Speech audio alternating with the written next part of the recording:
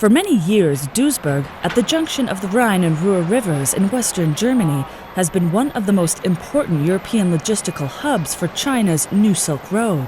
And the reasons for that are simple. Duisburg's intermodal terminal, operated by the Contargo Group, is one of the only tri-modal terminals in the region, meaning cargo can be transported to and from here by waterway, train, and truck, directly to European industrial centers. Duisburg is located in the middle of economic and industry areas. Within the radius of 150 kilometers, there are 30 million consumers. And there are also 200,000 companies. And there are plenty of warehouses established here. On a state visit to Germany in 2014, Chinese President Xi Jinping traveled to Duisburg to celebrate the role this transport hub has had on bilateral trade. Not only has this port brought in goods from the east, it's also brought in people. Duisburg is home to some 200 Chinese companies with a rapidly growing Chinese community. However, the history between Duisburg and China dates back to 1982, when Duisburg became sister cities with Wuhan. Duisburg was the first German city to establish a city partnership with China after 300 German engineers set up an industrial cold mill in Wuhan.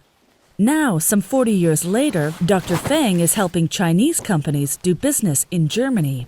He co-founded the only management consultancy company in the region focused on helping small and medium-sized Chinese companies set up in Duisburg. In this city, we actually leverage a lot from the New Silk Road. Everyone who wants to sell their products to Europe in general, they need to find a way for transportation.